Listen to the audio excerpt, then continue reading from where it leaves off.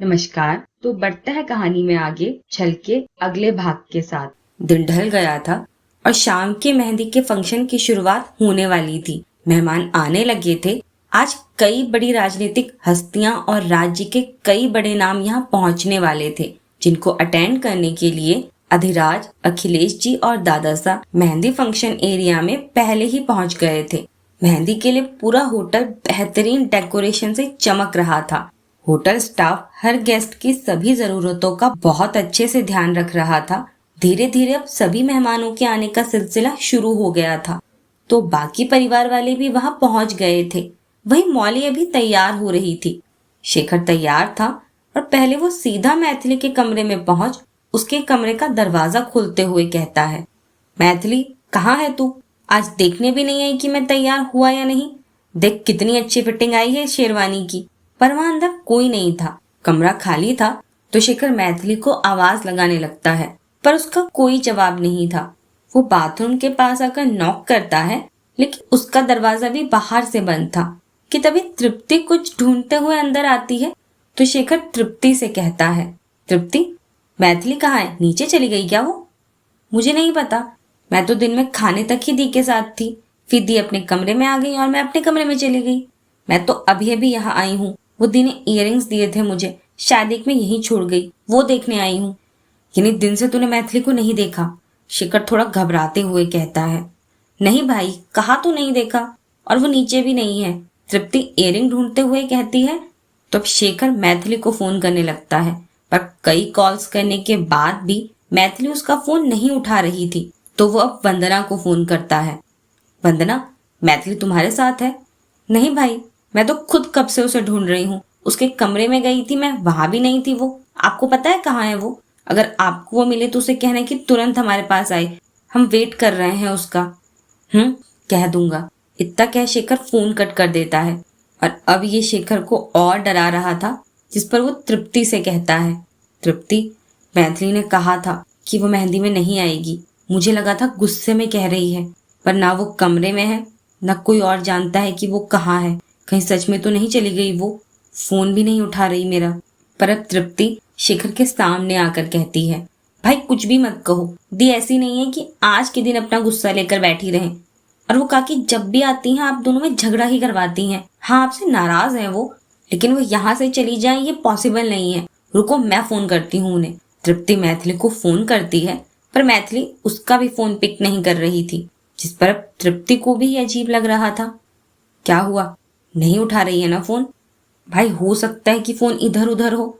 मामा जी और बाकी सब तो नीचे आ गए थे, वो उनके साथ तो नहीं थी। वंदना दी के साथ भी नहीं है, तो दी कहाँ जा सकती है? मैं फिर से फोन ट्राई करती हूँ। तृप्ति ने इतना ही कहा था कि शेखर भागते हुए मैथिली के कमरे से निकल जाता है। वो पूरे होटल में हर कमरे में मैथिली को ढूंढ रहा था, सबसे उसके बारे में पूछता है, लेकिन किसी ने मैथिली को नहीं देखा था। कि तभी वो मौली के कमरे में आकर उससे कहता है, मौली तुमने मैथिली को कहीं देखा? तुम्हारी कोई बात हुई उससे? शिखर काफी घबराया हुआ लग रहा था, जिसे इस तरह देख मौली उसके पास आकर कहती है, शिखर क्या हुआ? तुम इतने घबराए हुए क्यों लग रहे हो? और मैथिली को इस तरह क्यों ढूंढ रहे हो? हाँ, मैं जानती हूँ मैथिली कहाँ है। वो घर गई है। मेरी इस मेहंदी के लहंगे का दुपट्टा मैथिली गलती से घर पर भूल आई थी। अब जब खोलकर देखा तो दुपट्टा था ही नहीं, इसलिए वो घर देखने गई है। अभी थोड़ी देर पहले ही फोन आया उसका कि दुपट्टा मिल गया है, और वो वापस निकल रही है। अब तक तो पहुंचने वाली होगी। पर तुम्हें क्या हुआ है? मौली की बात सुनकर शेखर की जान में जान आई थी। कि तभी एक गहरी सांस छोड़ते हुए वो मौली से कहता है, फोन करो उसे और पूछो कहाँ पहुंची है वो। फोन स्पीकर पर रखना। शिखर काफी परेशान लग रहा था, तो मौली सिर्फ हाँ में सिर हिलाते हुए मैथिली को फोन करती है, जिस पर दूसरी बेल पर ही मैथिली फोन उठाते हुए जल्दी से कहती है, भाभी बस मैं पहुंच गई हूँ, गाड़ी पार्क कर आपके पास ही आ रही हूँ, बस 5 मिनट दो मुझे। इतना कह कुछ सुनने से पहले ही मैथिली फोन रख देती है। पर मैथिली की आवाज सुन शिखर वहीं शांति से सोफे पर जाकर बैठ जाता है। पर मैथिली जल्दी से गाड़ी पार्क कर अपना बैग उठा भागते हुए अंदर की ओर आने लगती है। अंदर की ओर जाते वंदना ने उसे देख लिया था। वो उसे आवाज लगाकर रुकने के लिए कहती है, पर वो थोड़ी देर बाद उससे मिलने का बोल भागते हुए चली जाती है। वो जल्दी जल्दी सीधा मौली के कमरे में पहुंच अंदर आकर दरवाजा बंद करते हुए कहती है, सॉरी भाभी, थोड़ा लेट हो गया। वो ये दुपट्टा पता नहीं कैसे मेरी अलमीरा में छुट गया। आपको सब नीचे बुला रहे होंगे ना, आप अपनी स्टाइलिश को बुला लो और अपना ये दुपट्टा जल्दी जल्दी से ड्रेप करवा लो। मैथिली ने इतना ही कहा था कि तभी शेखर उसका हाथ पकड़ अपनी ओर घुमा उसे गले लगा लेता है। पर ये इतना अचानक हुआ था कि मैथिली हैरान थी कि शेखर यहाँ क्या कर रहा है। लेकिन अब मैथिली शेखर से अलग होते हुए कहती है, भाई आप यहाँ क्या कर रहे हो? आपको तो नीचे होना चाहिए ना, वहाँ मेहमान आने शुरू हो गए हैं। और आप भी नीचे नहीं गए, वहाँ पापा भी अकेले होंगे, सब पूछ रहे होंगे आपके बारे में, और आप यहाँ हो। पर शेखर सटीक सवाल करता है, तू मेरा फोन क्यों नहीं उठा रही थी? और अगर घर जा रही थी तो बताकर तो जा सकती थी ना। यहाँ हम तुझे ढूंढ ढूंढ कर पागल हो रहे हैं और तू इतनी बड़ी लापरवाही करते हुए घूम रही है। अरे बस घर तक ही तो गई थी भाई। और आपके और तृप्ति के कॉल्स मैंने अभी देखे। वो भाभी के लहंगे का दुपट्टा घर ही छूट गया था। उसे ढूंढने की हड़बड़ाहट में मैं फोन गाड़ी में ही भूल गई, तो पता ही नहीं चला आपके कॉल्स का। लेकिन आप इतने कॉल्स कर क्यों रहे थे? कुछ काम था आपको तो बताओ, अब तो मैं आ गई हूँ। काम? मुझे तो नहीं लगता ऐसा। शेखर जब यहाँ आया था तो बहुत घबराया हुआ था, और तुम कहीं मिल नहीं रही हो ऐसा भी कह रहा था। शेखर बात क्या है?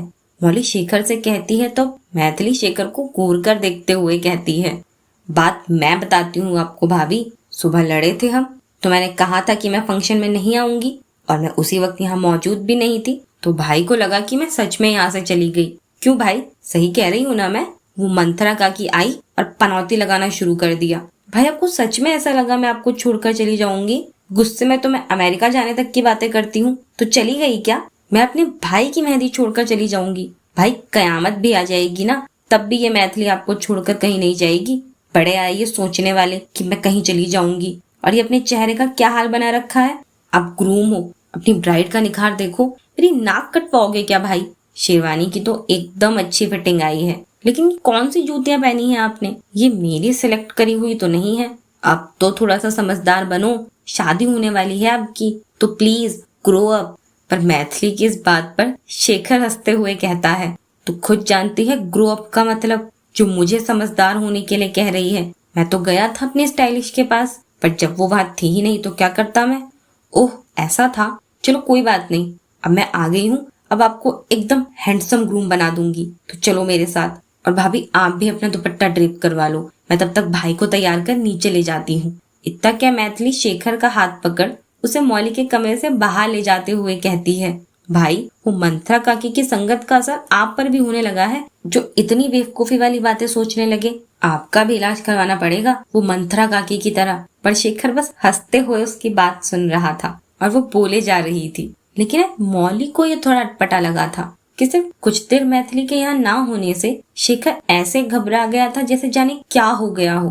पर ये कंसर्न कुछ ज्यादा ही नहीं थी। वहीं कुछ देर बाद ही मैथिली शेखर को लेकर नीचे आ गई थी। ग्रीन शेरवानी में शेखर खूब जच रहा था। मैथिली ने भी ग्रीन कलर का लहंगा चोली पहना था। बालों को हाफ टाई कर उसको फूलों से सजाया हुआ था, जिस पर हमेशा की ही तरह वो प्यारी लग रही थी। शेखर भी अब सबसे मिल रहा था। दादा सा उसे अपने कुछ खास दोस्तों से मिलवा रहे थे। कुछ से शेखर पहले मिल चुका था और कुछ से अब मिल रहा था। मैथिली भी अब वंदना और बाकी सबसे मिलने चली गई थी। शेखर और मौली के बैठने के लिए बहुत खूबसूरत सोफे वहां लगे हुए थे। अभी सब आपस में मिल ही रहे थे। वो कुछ लंबा ही चलने वाला था, लेकिन शेखर अब मौली के सब कजिन से मिल वहीं सोफे पर आकर बैठ जाता है। लेकिन आज जैसा उसने महसूस किया था, आज तक कभी उसे वो फील नहीं हुआ था। वो सामने खड़ी मैथिली को भी देख रहा था, अपने परिवार को देख रहा था, जिस पर वो अपने मन में ही सोचता है, महादेव आज जो बेचैनी मैंने महसूस करी, मैं उसका कारण समझ ही नहीं पा रहा। कभी मैंने इस तरह रिएक्ट नहीं किया, ना कभी मैं इतना डरा हूँ। पता नहीं क्यों आज ऐसा लगा जैसे सब बदलने वाला है। कोई ऐसी अनहोनी होने वाली है जो सब बर्बाद कर देगी। आज पहली बार मैथिली को ना देख ऐसा एहसास हुआ कि जैसे आज के बाद अपनी मैथिली को मैं देख ही नहीं पाऊंगा। बहुत बुरा ख्याल था वो। मेरे परिवार पर कोई आंच मत आने देना महादेव। उन पर आती सारी परेशानियां मुझे मिल जाएं, लेकिन मेरा परिवार खुश रहे। और जो आज मैंने महसूस किया वो सब झूठा हो जाए, सब बस झूठा हो जाए। शेखर अपनी इस सोच में इतना गुम था कि मौली उसके बगल में आकर बैठ जाती है, लेकिन फिर भी उसे कुछ पता नहीं चला था कि तभी मौली उसके हाथ पर हाथ रखते हुए कहती है, क्या हुआ शेखर, कहाँ खोए हो? तुम ठीक हो ना? जिस पर शेखर मुस्कुराते हुए उसका हाथ थामते हुए कहता है, सॉरी, मुझे पता ही नहीं चला तुम कब आई। मैं ठीक हूँ और तुम इस लहंगे में बहुत प्यारी लग रही हो। जिस पर मौली सिर्फ मुस्कुरा देती है और इधर उधर देखने लगती है। अभी कोई था भी नहीं उनके पास कि तभी शेखर सामने की ओर देखते हुए ही उससे कहता है, कुछ पूछना चाहती हो तो पूछ सकती हो मौली। ये चुप रहने से सिर्फ बेकार सवालों का जन्म होता है और बात करके सब ठीक हो सकता है। नहीं शेखर, ऐसी कोई बात नहीं है, मुझे कुछ नहीं पूछना। तब शेखर मौली की ओर देखते हुए कहता है, लेकिन अभी जो कुछ देर पहले हुआ उसको लेकर मुझे तो सवाल दिख रहे हैं तुम्हारी आंखों में, जिसे मैं आज ही खत्म कर दूं तो वही ज्यादा अच्छा है। मैथिली को लेकर मेरा कंसर्न तुम्हें भी कुछ ज्यादा लगा है। इतना कुछ बड़ा हुआ नहीं, पर फिर भी मैं बहुत रिएक्ट कर गया। ये सवाल चल रहा है तुम्हारे मन में। जिस पर मौली थोड़ा हड़बड़ाते हुए कहती है, नहीं शेखर, ऐसा कुछ नहीं है। मैं ऐसा कुछ नहीं सोच रही। तुम क्या बोल रहे हो? जो तुम्हारी आंखों में देख रहा हूँ, और मैं गलत नहीं कह रहा तुम्हें, क्योंकि हर कोई यही समझता है कि मैं बहुत सोचता हूँ मैथिली को लेकर, पर ये आदत है मेरी तब से, जब से माँ सिर्फ इसे ही मेरे लिए छोड़ गई थी। अगर ये ना होती तो शायद मैं जी ही नहीं पाता, पर माँ इसे अब अपनी परछाई बना मेरे पास छोड़ गई। इसका चुलबुलापन सब देखते हैं। इसे देखकर कोई नहीं कह सकता कि ये ज्यादा सोचती होगी या मेरी तरह सबकी फिक्र करती होगी, क्योंकि ये दिखाती नहीं है। बस बेफिक्र बिंदास लड़की जिसे सिर्फ बांटना आता है, चाहे वो फिर खुशियां हो या प्यार। वाली, तुम्हारे माँ पापा तुम्हारे लिए क्या चाहते हैं? खुशियां, एक अच्छा फ्यूचर, तुम्हें कभी कोई तकलीफ ना हो। यही हर माँ पापा की कोशिश होती है अपने बच्चों को लेकर। मेरे पापा बहुत सोचते हैं हम सबके बारे में, लेकिन वो जो मेरी माँ की परछाई है वो सबके बारे में सोचती है, लेकिन मेरे लिए, मेरे फ्यूचर की वो चिंता करती है। एक बंद एकेडमी दी थी मैंने उसे, आज वो कैसी है ये भाभी सा से तुम सुन चुकी होगी। सबको लगता है कि बहुत पैसा इकट्ठा कर लिया होगा उसने। त्रिशा ने तो ये बात उसके मुंह पर कह दी थी, पर आज तक उसका कोई फैसला वो मुझे बिना बताए नहीं लेती। उस एकेडमी को जो रन कर रहा है वो नाम आज भी शेखर सीता महेश्वरी ही लिखा जाता है, और वो जैसे बाकी सब सैलरी लेते हैं वो वही करती है। सारे खर्चे निकाल जो प्रॉफिट आता है वो हर साल मेरे नाम की FD1 मेरे पास पहुंच जाता है, क्योंकि मेरा फ्यूचर अच्छा रहे। जिसके बारे में मुझे ये सोचना चाहिए वो बात वो मेरे बारे में सोच रही है, जबकि मैं बहुत अच्छी तरह सेटल हूँ। ये एक माँ ही होती है जो चाहे बच्चे के पास कितना भी हो उसे वो कम ही लगता है। सब ये देखते हैं कि शेखर सब संभाल रहा है, लेकिन शेखर का हाथ थामे जो चल रही है वो हर कोई नजरअंदाज कर देता है। हमें आज तक ये नहीं पता मौलिक की कुणाल की पढ़ाई किस तरह हो रही है। कॉलेज फीस, रेंट और भी बहुत खर्चे होते हैं, पर आज तक कभी इस बारे में हमें पता ही नहीं। ये शादी के खर्च में बराबर हिस्सेदार है वो, ये बात मैं जानता हूँ, लेकिन ये उसने सामने आने नहीं दी। जब तुमसे शादी की बात में मैं थोड़ा झिझक रहा था तो हमारी बहुत सी बातें हुई, पर आखिर में मेरी ये छोटी सी बहन मुझे कहती है कि मैं हूँ आपके साथ, तो क्यों चिंता कर रहे हो? भाभी को हम कोई तकलीफ होने नहीं देंगे। मैं हमेशा खड़ी हूँ आपके साथ, आपकी ढाल बनकर, जो आपको कभी किसी मुसीबत में न फंसने देगी और न कभी आपको गिरने देगी। मेरी माँ भी बिल्कुल ऐसी ही थी, जो न कभी किसी परिस्थिति में रुकती थी, न खुद परेशान होती थी, न हमें मायूस होने देती थी। और वही ये है मेरी माँ की लाडो, जो मेरे लिए मेरी माँ है, और अपनी माँ के लिए हर बेटा सबसे ज्यादा फिक्रमंद रहता है। इन दिनों मैं माँ को बहुत मिस कर रहा हूँ। मेरी जिंदगी का ये अहम मोड़ है, जिसमें अगर उनका आशीर्वाद मुझे उनके हाथों से मिलता तो बात बहुत अलग होती। तुम पर तो वो अपना सारा प्यार लुटा देती, लेकिन आज जब ये नहीं दिखी तो एक पल को ऐसा लगा कि जैसे माँ ही चली गई। उस पल मैं अंदर तक कांप गया था। ऐसी घबराहट मुझे पहले कभी नहीं हुई।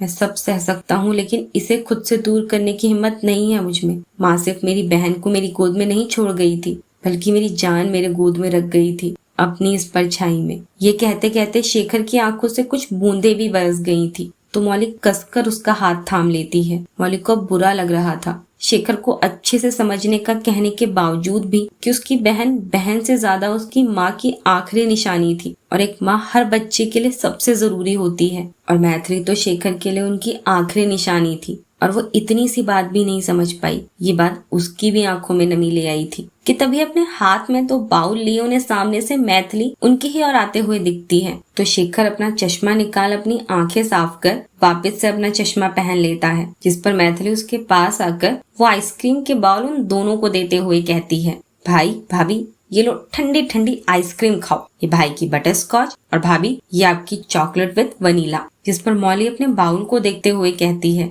लेकिन तुम्हें कैसे पता कि मुझे चॉकलेट विथ वनीला फ्लेवर की आइसक्रीम पसंद है? अरे आप मेरी भाभी हो तो आपके बारे में मुझे सब पता होना चाहिए ना। और भाई से मैं सब पूछ चुकी हूँ कि आपको क्या पसंद है क्या नहीं, और कोई ऐसी चीज तो नहीं जिससे आपको एलर्जी हो। सब कुछ जानती हूँ मैं, पर अभी आप जल्दी जल्दी ये खा लो वरना पिघल जाएगी। और आप दोनों को और कुछ चाहिए तो बता दो, क्योंकि अभी जो खाना है पीना है सब खा लो, वरना एक बार मेहंदी लगनी शुरू हो गई तो आप दोनों बस बैठे रह जाओगे। तो कुछ लाना है आप दोनों के लिए? भाभी आपके खाने के लिए कुछ लाऊं? तो मौली ना में से हिला देती है, लेकिन शेखर उसे वहीं सोफे के पास लगी कुर्सी पर बैठाते हुए कहता है, मैं यहाँ बैठे बहुत देर से देख रहा हूँ, तुम सभी बहुत परेशान लग रहे हो। वंदना भी काफी घबराई हुई लग रही है और मिलन भी कहीं नजर नहीं आ रहा, वरना तुम्हारे होते हुए यहाँ इतनी शांति हो ये तो मुमकिन है ही नहीं। झूठ बोलूंगी तो आप पकड़ लोगे। गोपाल अंकल को फिर से पैनिक अटैक आया, बहुत हाइपर हो गए थे, इसलिए मिलन को जाना पड़ा, क्योंकि उसके अलावा कोई नहीं संभाल पाता उन्हें, तो उसे जाना पड़ा। हमने भी कहा कि हम चलते हैं, लेकिन उसने मना कर दिया। भाई अंकल का अल्जाइमर बढ़ता ही जा रहा है, अब तो दवा से भी उनको कोई आराम नहीं आ रहा, ये पैनिक अटैक बढ़ते ही जा रहे हैं। भाई अगर अंकल की तबीयत ज्यादा बिगड़ी तो मैं मिलन के पास चली जाऊं, मैं जल्दी वापस आ जाऊंगी। प्लीज भाई। मैथिली ने इतना ही कहा था कि तभी अंगद मैथिली को आवाज लगाकर बुलाता है कि वो जल्दी आए, मिलन का फोन है। ये सुन मैथिली वहां से उठ भागते हुए उनके पास जाती है, तो मिलन उन्हें कहता है कि अब उसके पापा ठीक हैं और वो लोग चिंता ना करें। जिस पर मैथिली भी शेखर को देख सब ठीक है होने का इशारा करती है, तो वो मुस्कुराते हुए हाँ में सिर हिला देता है। कि तभी मौली शेखर से कहती है, शेखर मिलन के पापा की अचानक तबीयत खराब, पर मैथिली तो कुछ ज्यादा ही परेशान थी, यहाँ से भी जाने की बात कर रही थी। नहीं, दोस्ती में मदद करना अच्छा है, लेकिन अपने भाई की मेहंदी छोड़कर जाना कुछ और भी बात है क्या? बात तो बहुत बड़ी है, पर तुम्हें छोटा करके बताऊं तो एक बाप की बिगड़ैल औलाद ने मिलन और उसके परिवार से उसका सुख चैन सब एक झटके में छीन लिया, और इससे ये गलती हो गई कि ये जरिया बनी उन्हें मिलाने का। तो आज तक इस गिल्ट से बाहर ही नहीं आ पा रही कि मिलन के जो सपने टूटे और उसके पापा को ये अटैक आने लगे, कहीं ना कहीं उसके जिम्मेदार ये भी है। अब बस इसका मोटिव यही है कि मिलन को उसकी मंजिल, उसके सपनों तक पहुंचा दे। मिलन के साथ किसी ने बुरा किया, मैं सोच भी नहीं सकती। मतलब मिलन इतना अच्छा लड़का है, उसके साथ कोई बुरा करेगा, और इसकी सजा हमारी मैथिली भी भुगत रही है। कौन था वो? मौली नाराज होते हुए कहती है, लेकिन शेखर जब तक कुछ कहता तब तक त्रिशा उनके पास आ गई थी, और फिर वो मौली और शेखर दोनों को अपने साथ चलने के लिए कहती है, क्योंकि कुछ गेस्ट अभी अभी पहुंचे थे जिनसे वो उनको मिलाना चाहती थी।